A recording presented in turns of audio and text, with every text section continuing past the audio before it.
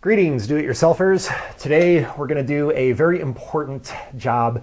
We're going to do some cylinder head work. This will apply to any vehicle, even though this is on a 96 Toyota Camry engine, a 2.2 liter Toyota engine used on a whole bunch of Toyotas from I think 92 to like 2001. But once you get to the part of removing a cylinder head, it doesn't matter what car you're working on. It's all the same at that point. It's just a matter of different torques.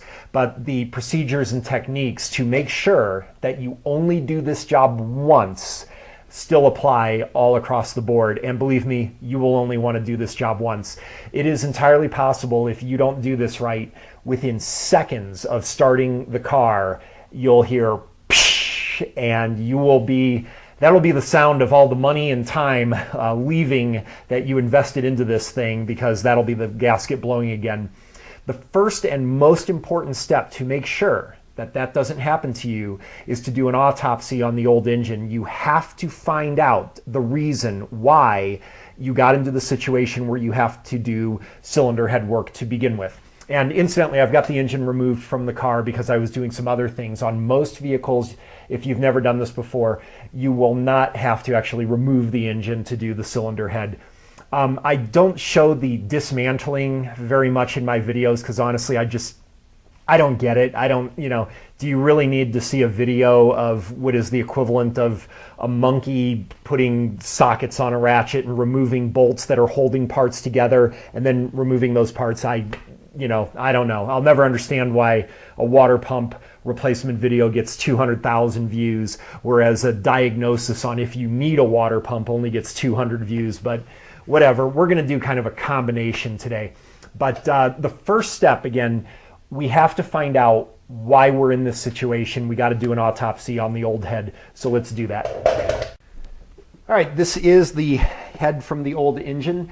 Your first step before you even buy anything like a cylinder head gasket, everything like that, is to, first of all, make sure you need to replace the cylinder head. Just because you have coolant mixed with the oil does not necessitate that you have to do this.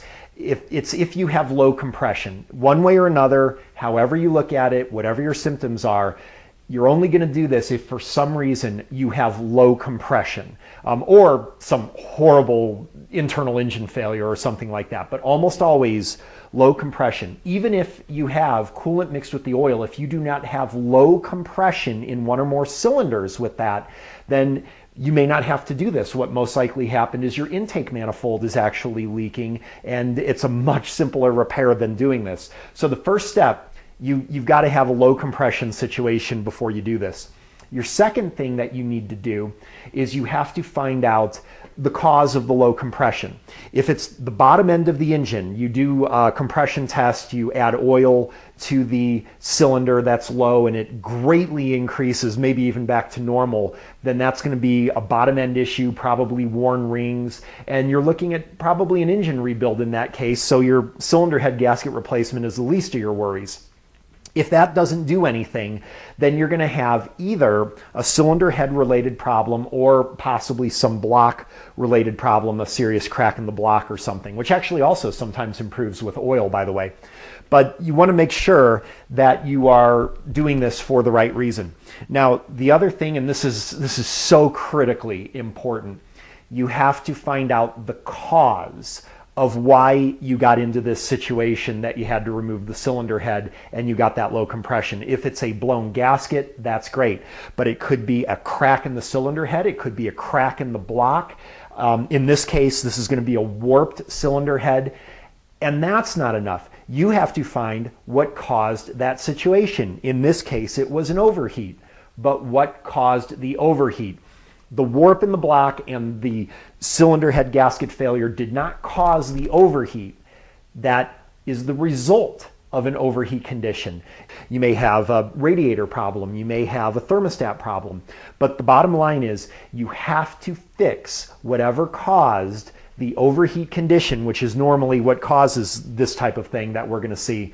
You have to fix that, because otherwise you're going to put new cylinder head gasket, maybe new cylinder head even, and the whole problem is going to happen again because you didn't fix the original cause.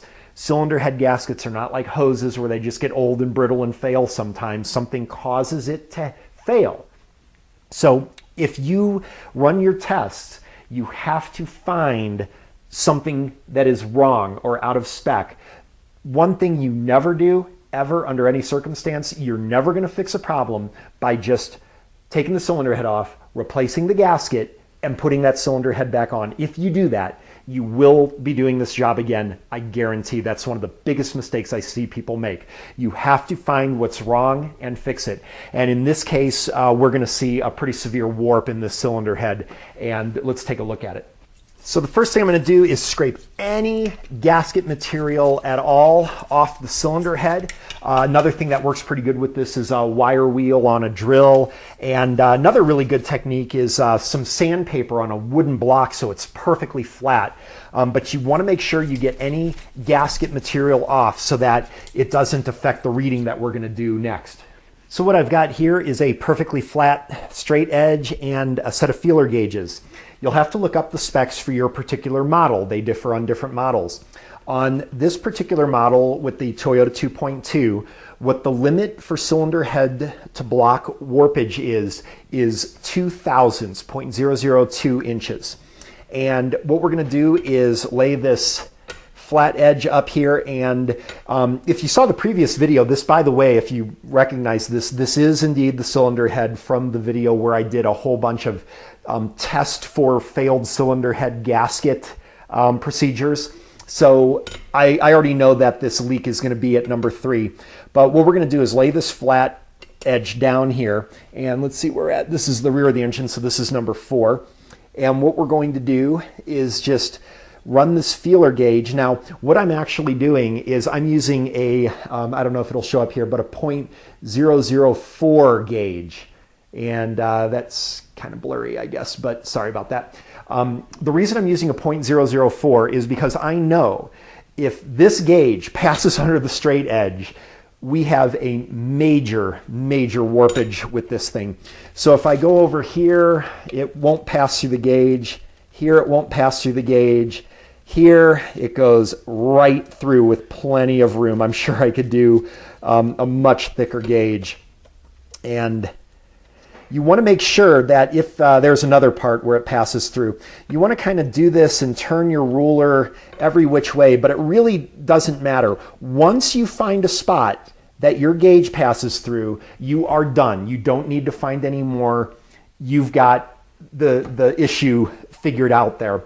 So let's talk about what we're going to do in this situation with this cylinder head. And this is the reason why you don't just fix a blown cylinder head gasket by replacing the gasket. If we were to put this cylinder head back onto the engine with a new gasket, the instant we started the car, the new gasket would fail because there is such a warpage there. Kind of off the point, but real interesting. I remember one time taking a cylinder head that was out of spec by about 3 thousandths to a machine shop, and the guy at the machine shop just ran his finger and he goes, "Oh yeah, right here, it's probably about 2 or 3 thousandths," and he just felt it with his finger. Absolutely amazing. I'm not nearly like that, but I definitely recommend getting the feeler gauge. So in this situation, here's what our options are. We would probably in this case, because of the budget, we're actually going to replace with a used cylinder head. That's always an option. But you would have to take this to a machine shop, have them resurface the cylinder head to make it perfectly flat. Now keep in mind that doing that is going to actually lower the surface of the cylinder head, and you may not actually be able to do that, particularly if you've got a lot of warp, because now the valves are going to open closer to the piston. So you may actually not even have this as an option. But the bottom line is you don't take the cylinder head and just put it on with a new gasket. All right. Now let's say that we measured that up and we found that it was perfectly flat and we couldn't find any spots where there was an issue. Well, you can't then just go ahead and put that cylinder head back on. This makes things a little harder. You have to find the cause of the low compression. So the next thing you'll want to probably do is start looking at your valves and seeing if the valves are cracked. Very often you'll find a crack between valves on these 16 valve models, but you have to find something where the compression went to. Probably your best bet is to take the cylinder head to a machine shop, and there's a couple reasons to do this anyway. The first one is they'll be able to check for any cracks and stuff. Even if they resurface the head, you still want to check to make sure there aren't any cracks. The second thing is if the machine shop looks at the cylinder head and they find nothing wrong with it at all, well, you've got a big problem, because that means that the problem is with the block, and you may have a cracked block, or maybe you missed that you have a ring problem.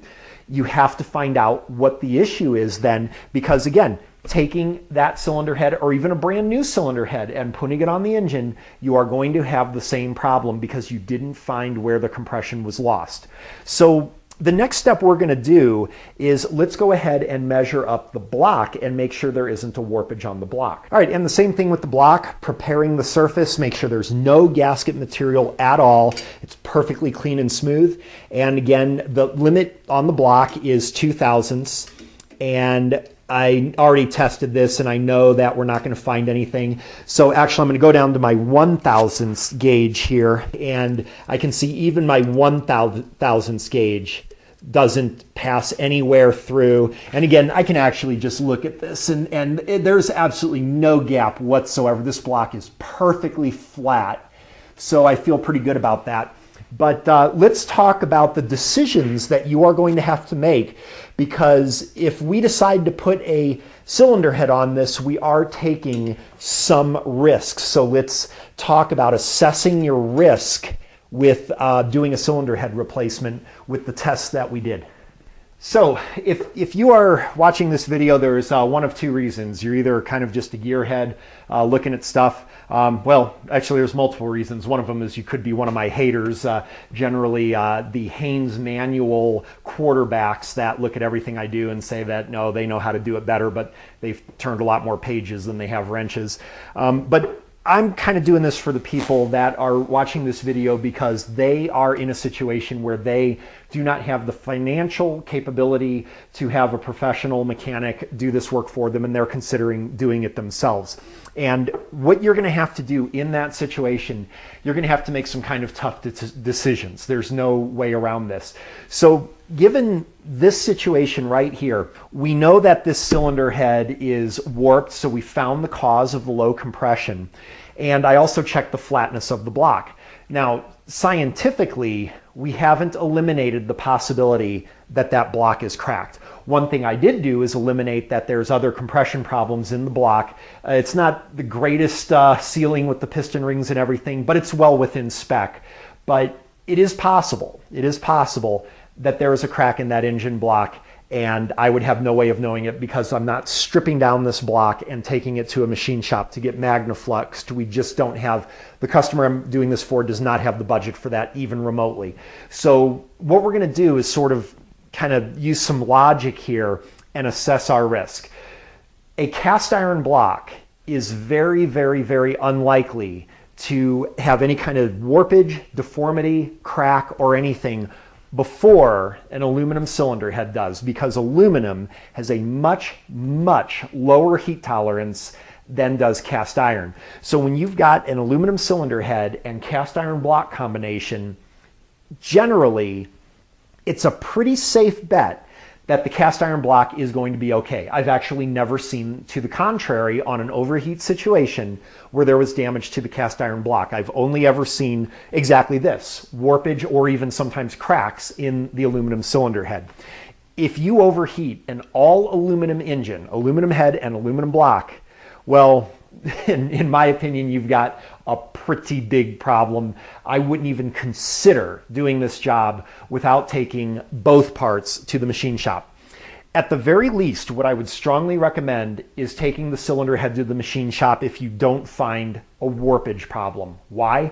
Because you're hoping that the machine shop finds something with the cylinder head. If they do not, well, you're taking a much, much bigger risk replacing the cylinder head or replacing the head gasket, because if they don't find anything wrong with the cylinder head, no flow problems past the valves or something like that, your problem could be in the block, and replacing the cylinder head and gasket won't fix it. So I hope you're understanding that there is some assumption we're making that this block is fine, but I'm only doing that because I found the problem on this cylinder head. So I hope you see the logic there. Now, that said, what I did do is I got another cylinder head that I got from the salvage yard this afternoon. So what's the first thing we're going to have to do? Well, obviously, we're going to have to check to make sure that that cylinder head is in spec. And I don't recommend doing this, but we're not going to take this to a machine shop. I'm just going to kind of resurface it myself using some steel wool and sandpaper and stuff. But let's go ahead and check that cylinder head out. And you can actually see that the surface here almost looks like it's machined. And the way I do that is starting with 150 grit sandpaper and then working down to higher and higher grits of sandpaper. It's a lot like doing a 3-stage polishing job on a car where you go to lighter and lighter cutting pads. And you can actually do a pretty good sort of do-it-yourself job without the machine shop. But this all depends on whether we pass this inspection here or not. What I'm using is the .0015 gauge. So this is going to ensure that I'm well within spec, but still allowing a little bit of tolerance because the head is not perfectly machined. And it's looking really good. And I'll turn the ruler every which way. I will spend a good 3 to 5 minutes doing this to make absolutely sure that there's no spots. If I find a spot where the gauge passes through, I'll switch to the .002, and if that passes through, well, then we got a problem. Then we got another decision to make. Do we want to try to get another cylinder head, or do we want to go to the machine shop? Again, you're always balancing out your cost with your risk. The more you spend, the less risk you will take. But I've actually already checked this before, so this is all just show for the camera. This cylinder head actually passes down to the 1,000th gauge, so I'm pretty satisfied that we've got good block surface and good head surface. Nothing like good head. And one really quick tip here, if you aren't going to be able to finish putting the cylinder head and the block together on the first day, which you almost certainly won't be able to if you're kind of a beginner at this, what I recommend doing is using WD-40 and spraying it over the block and inside the cylinders. Make sure to also turn over the crankshaft. Of course, the engine will most likely be inside the car, but it's the same thing. You just want to prevent any rusting of the surfaces, and this WD-40 does a great job of doing that. Another great thing to do is to cover this with a plastic bag, keep dust and anything from falling out and stuff like that. But what we're going to do is actually go ahead and prepare everything for this installation. The first thing I'm going to do, and I highly recommend that you do this, I'm going to clean the bolt holes on the block. You're going to definitely want to wear safety glasses with this because you will have stuff blow out at you.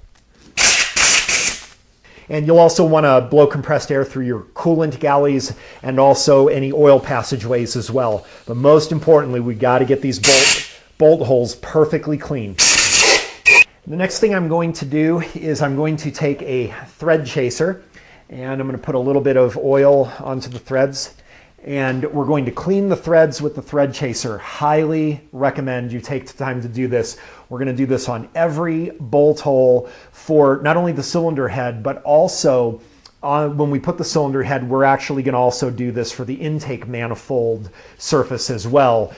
So make sure that when we torque the intake manifold, when we get to that point, that we do exactly what we're doing here, and that is ensuring that we get the same fluid lack of resistance in every bolt hole to make sure that our torque is accurate and even. So we're going to go ahead and do that. And you can use an air tool for this. I know the Haynes manual quarterbacks are going to say, oh, don't use air tools. Well, you can. This is cast iron. You're not going to cross thread here. The reason I like to use hand tools, it's not because I'm worried about cross threading. It's because I just like to feel if there's any resistance here. If I feel that there is some issue where I feel more resistance in this hole than I do the other one, I'm going to examine that. Using air tools, I wouldn't have that ability, but you know, I use air tools when I take them apart all the time. If you're worried about air tools, chances are you probably just don't use them. All right, all done with all the bolt holes. and they all seem to be in really good shape. So what I'm going to do now is one more time, hook up my compressed air and clean out the bolt holes, because I want to remove any crud that I might have dislodged with my thread chaser now.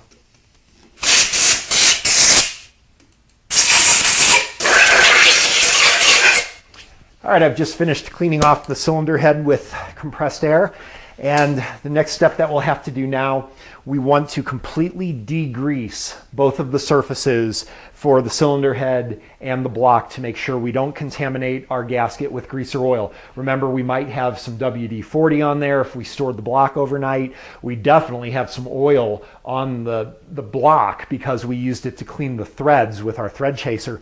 So what I like to use is actually acetone, because it's an excellent degreaser and it's highly volatile. So it does a great job of degreasing without leaving any residue.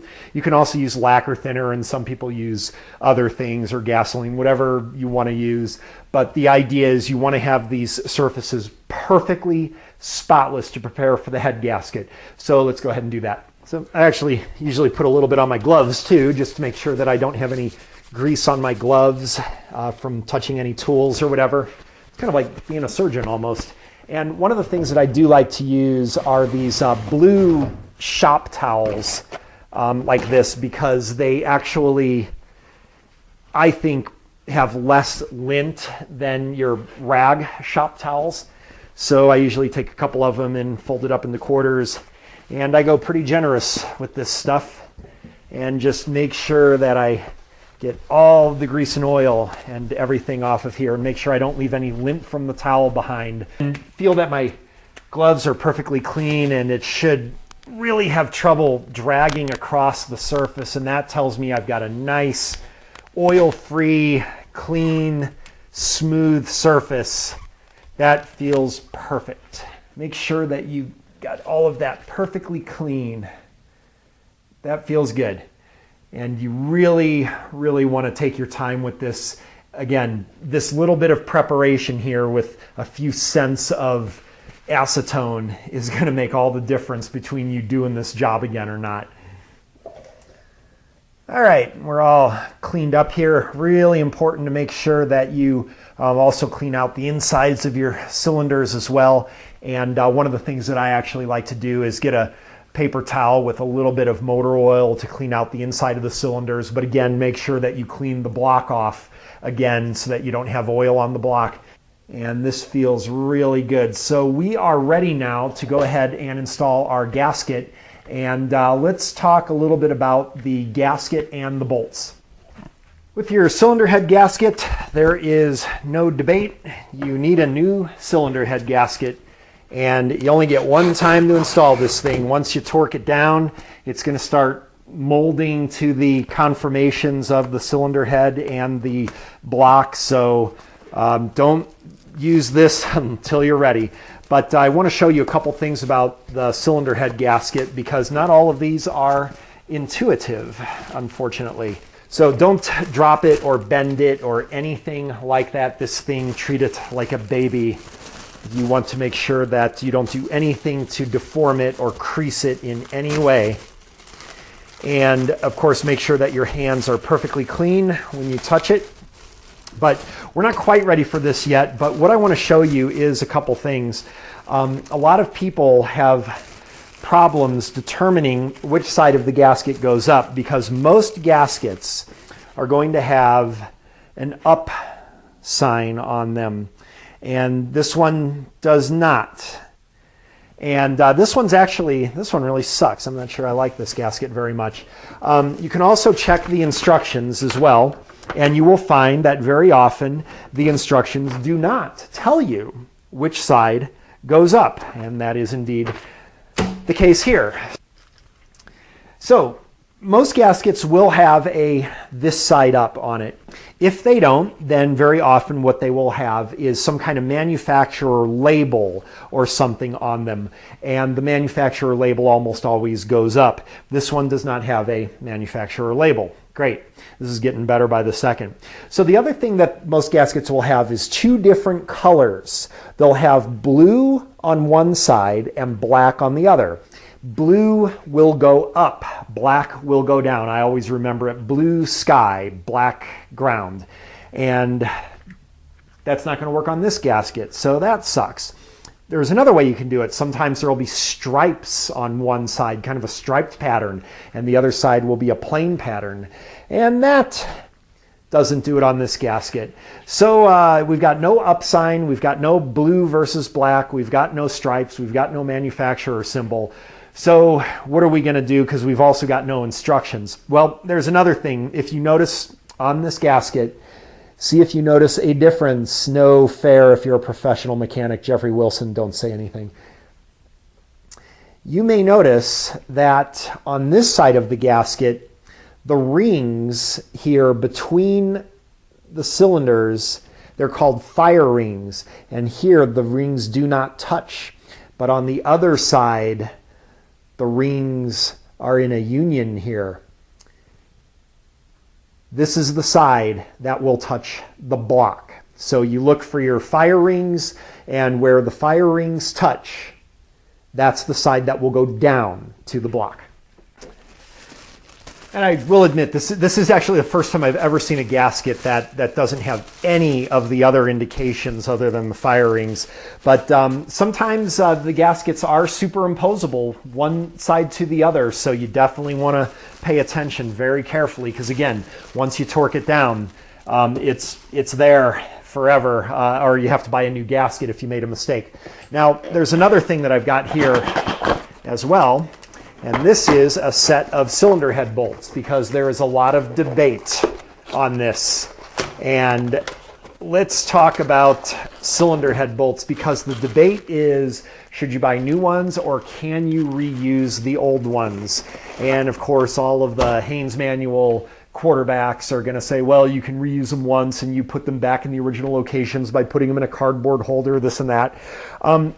Maybe. Let me tell you my theory, because I like to think rationally about things. Let's see here. Yeah, here's the old bolts. Okay, so these are the old bolts from the cylinder head. Obviously, there were more than 4 of them. And can we go ahead and reuse these? Well, of course, one school of thought is that these cylinder head bolts, when you torque them, then they stretch. Another school of thought is when you torque them, you can reuse them. But if they're torqued to yield, that is that they use a number of degrees that you turn the bolt, that is actually what stretches them beyond a limit where they don't have elasticity. So you can't stretch them the same way again. And at best, you'll thin out the bolt and overstretch it, so you can't reuse it. But if you torque the bolt, it's fine. Another school of thought says you always use new cylinder head bolts. You know what? Here's my thought on it, okay? We just measured, where's that other cylinder head? We just measured this cylinder head on the floor next to the trash can by me, that it has a gap in it that you could pretty much pass a credit card under. And these are the bolts that held that cylinder head to that block. And remember that gap was only in the center portion of the cylinder head. So some of these bolts were not stressed like that, while others couldn't hold the gap close to the block. And I will tell you, when I removed these bolts, some of them, as usual, I had to remove use a breaker bar to remove the bolts.